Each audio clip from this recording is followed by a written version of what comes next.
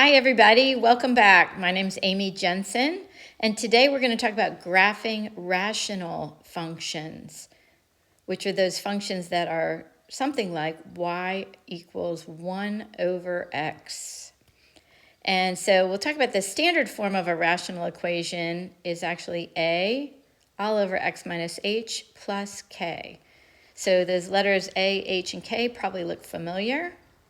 So the center, which is really the center of our crosshairs or our asymptote, will be h comma k.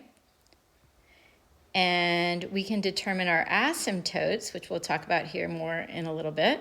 But our asymptotes will be at x equals h and at y equals k. So asymptotes are lines that the graph will never cross. And so we'll talk about that a little bit more as we graph these. So rational functions take on a variety of forms, but by definition, a rational function is a polynomial divided by another polynomial. And this is where p of x is a function and g of x is a function. Both are polynomials. And g of x, the denominator, cannot equal 0 because we know that any value of 0 in the denominator would be undefined. So it's important to realize that whatever the denominator is of our rational functions, in this case g of x, cannot equal 0. So we're going to start off today with fairly basic functions, and these are hyperbolas. And you might have seen that term before, but the basic parent graph of a hyperbola, the most basic form, would be f of x, or y, is equal to 1 over x. So let's take a look at what that function would look like if we graph it. So we'll make our coordinate plane here. And let's list out a table of our x and y values. And the values I always pick for x for these types of functions are -2, then -1, -1/2, which you'll see why in just a minute, 0, 1/2, 1, and 2. So if we plug those values of x into our function 1 over x, we get 1 over -2, which is -1/2. Then 1 over -1 is -1. 1 over -1/2 is -2. At 0, well, what happens at 0? 1 over 0 is undefined. Why is it undefined? Well, we cannot have x equals 0. We can't have a 0 in our denominator of our function. So x equals 0 will become one of our asymptotes. And incidentally, if we can't have x equals 0, there's no way for us to get y equals 0. It is impossible. So our two asymptotes you'll see will be x equals 0 and y equals 0. So let's finish our chart. So for 1/2, we get 2, 1, and 1, and 2, and 1/2. So now let's go ahead and graph those points. So the first thing we want to do when we do our graph for a rational function is sketch out our asymptotes. So we just said the asymptotes are the values that x cannot equal and that y cannot equal. So we usually show those with little hash marks like this. So that's x equals 0. And now let's cross off y equals 0, which are just our x and y axes. And now I'm going to plot my points.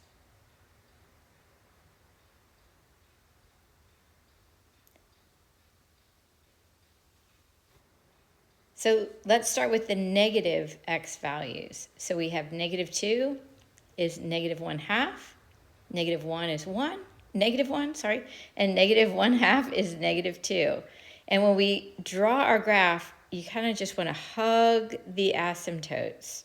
So go through those 3 points and just stay as close as you can to the X and Y axes without crossing over. And we'll do the same in quadrant 1. So notice that our hyperbola is in opposite quadrants, quadrant 1 and quadrant 3. And again, this is what we would consider our parent graph, the most simple graph of all rational functions, which is y equals 1 over x. So again, the general form that we discussed earlier is f of x equals a over x minus h plus k, where our asymptotes are going to shift around based on the values of h and k. So we talked about the general form of a rational equation. And if you recall from other graphs that we've gone through, a is going to tell us whether the graph is stretched or shrunk. And of course, if a is negative, then the graph will be reflected over the x-axis. And in this case, instead of being in quadrant 1 and 3, the graph would show up in quadrant 2 and 4. So that's important to think about if you have a negative a. And of course, h is the horizontal shift, so it's how much x shifts. And again, you want to always think of h will be the opposite direction of the sign that is shown in the equation. So it's the horizontal shift, and it's the equation of the vertical asymptote, which would be x equals h, and k would be the vertical shift. This is similar to all the parabolas and the other types of graphs we've done. So k is also the equation of the horizontal asymptote at y equals k.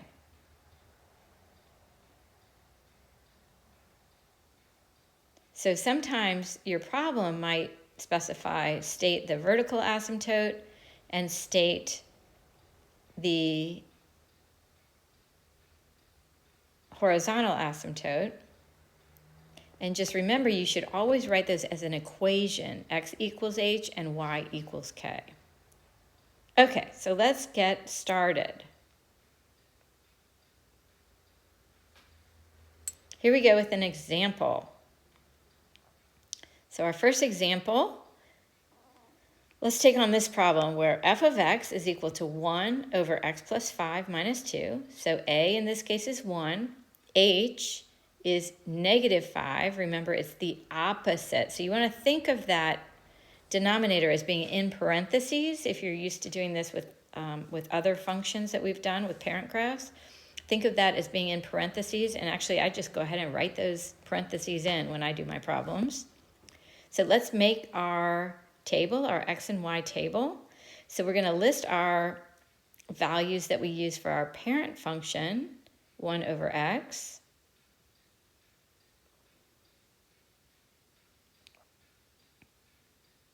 And our values of y. And again, this was for our parent function.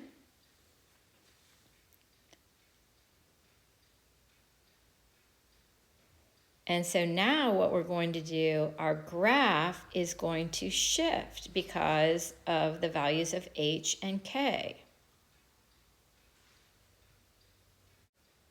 So just as a refresher, let's just remind ourselves what the parent function looks like. So that's our 1 over x, that's our parent function.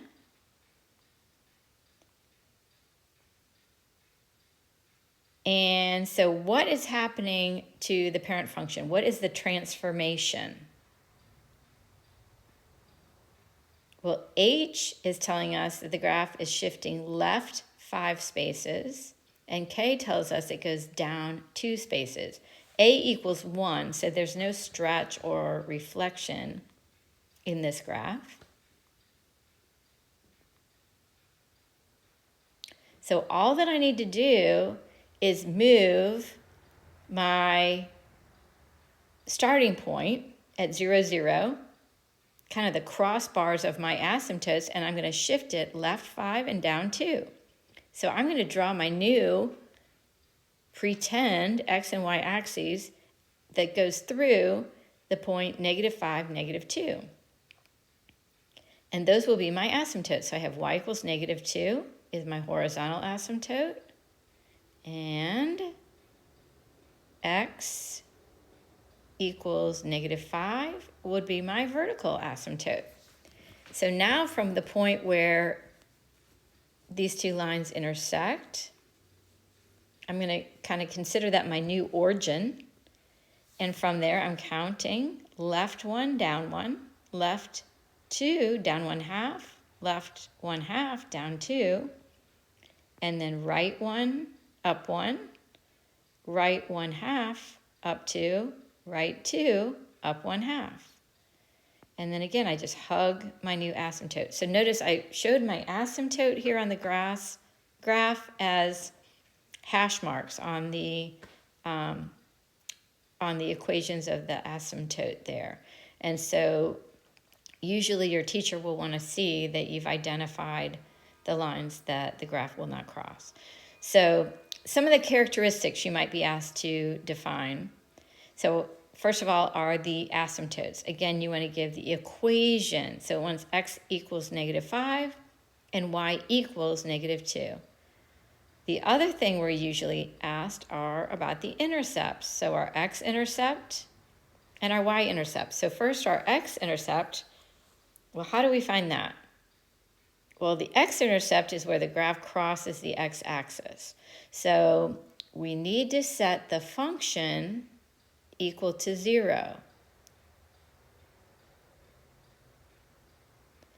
And then we're going to solve for x. So let's do that. So our function over here is 1 over x plus 5 minus 2.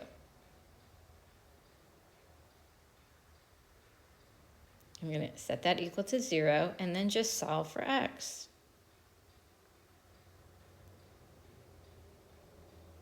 And so when you multiply, don't forget to distribute here. That's a common mistake. So we get 2x plus 10. And so I solve for x. And once I get my answer, I'm going to write my intercept as a coordinate point. Now, if we just gave the x value, that would be considered a 0. But if they're asking for an x-intercept, we would want to write it with x, which is -9/2, comma 0 as our x-intercept.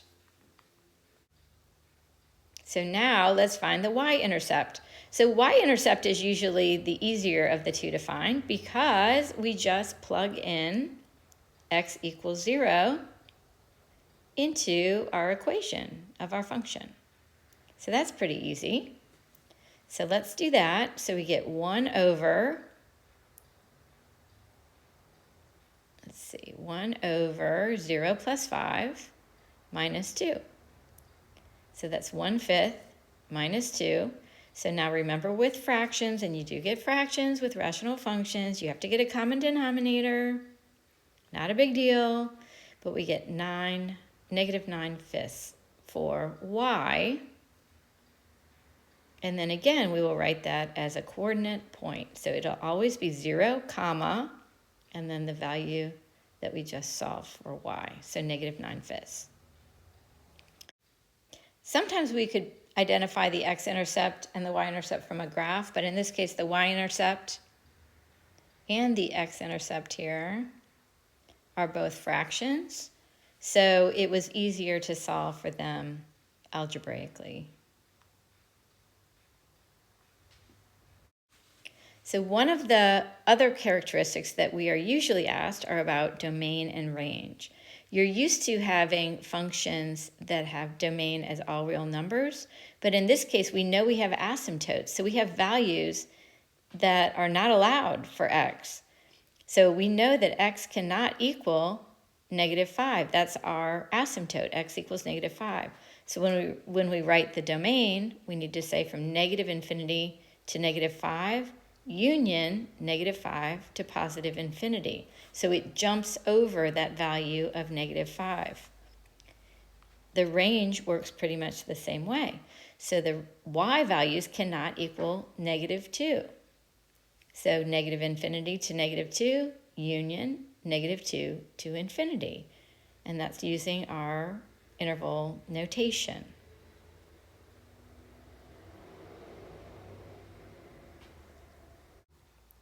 So this is a common mistake that students make. So you just want to remember, anytime you have a rational function, you really do need to pay attention to the domain and range and work around those asymptotes, especially if these types of problems are intermingled with other types of functions, which are typically a domain of all real numbers. Okay, so that pretty much sums up the characteristics in our first example problem. So let's move on and try another problem. In the second example, let's do -2 over x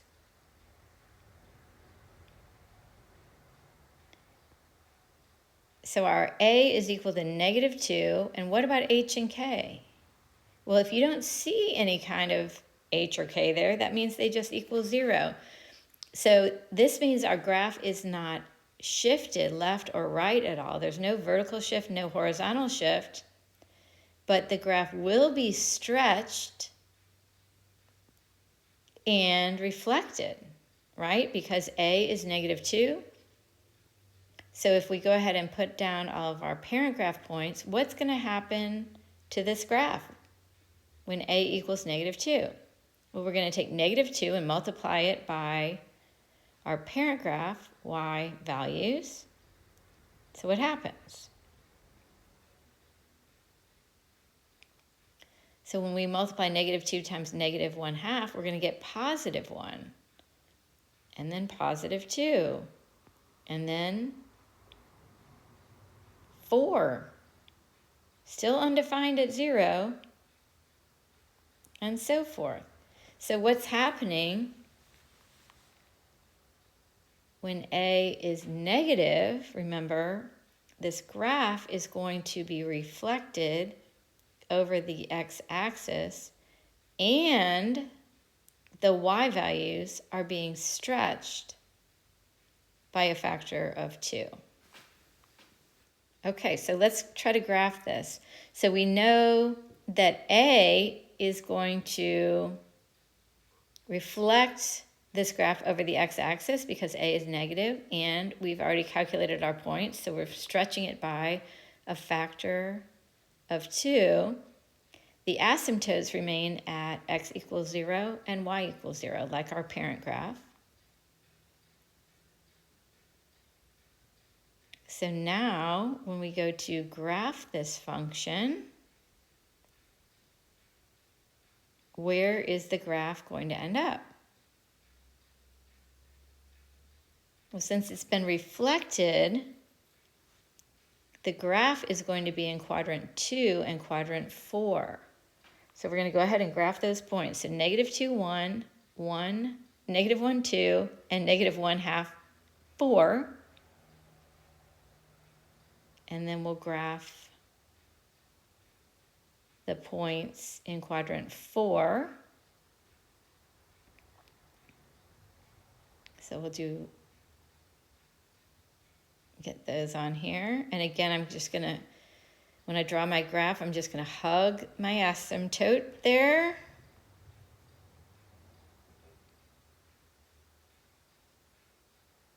And just try to stay close to the y-axis.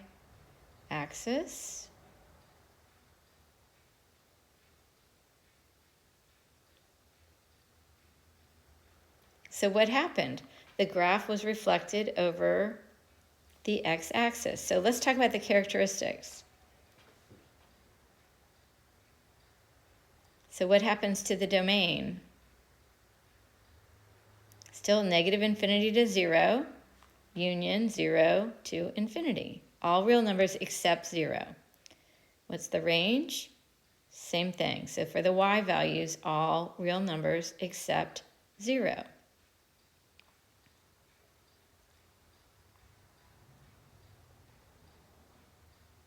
So the x-intercepts, remember I want to set my equation equal to 0. Well, y can't equal 0, so I have no x-intercept and no y-intercept because I can't plug in x equals 0 into this function. It's undefined.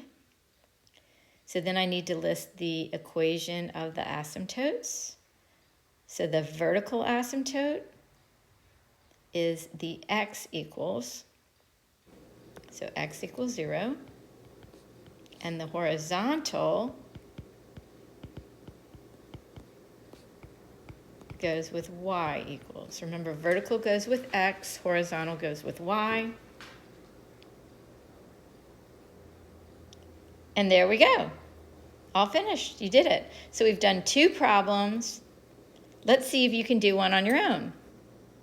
Okay, so you should be a pro by now. So why don't you try this one on your own?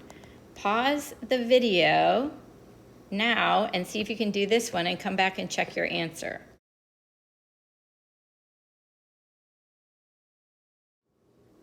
Okay, so let's walk through this quickly together. So we have A equals 3. Well, what about H? There is no shift, so H equals 0 and K equals 5. So A equals 3, that's going to stretch our graph by a factor of 3. There's no horizontal shift left or right, but there is a vertical shift up 5. So that's what's happening from my parent function, 1 over x, to this graph here. So now, did you make your table of x and y values?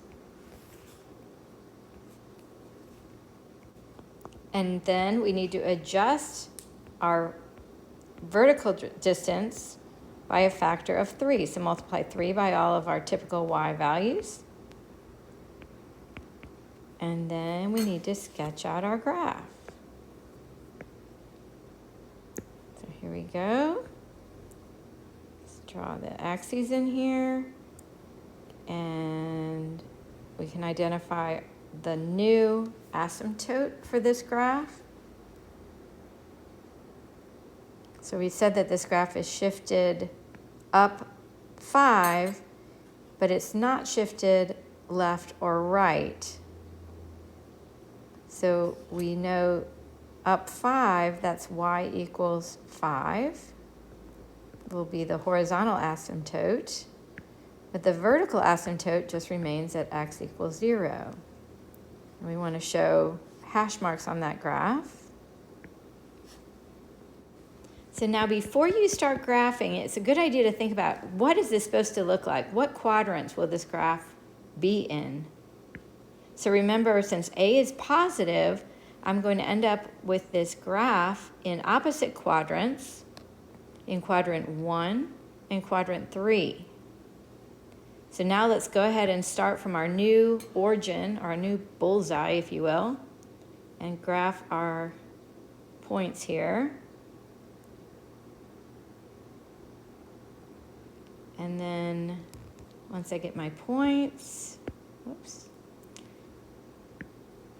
we're going to just connect the dots and hug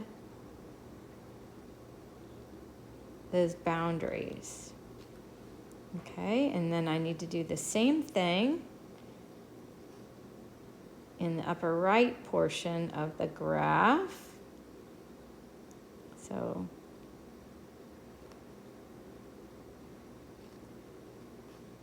there we go. Again, just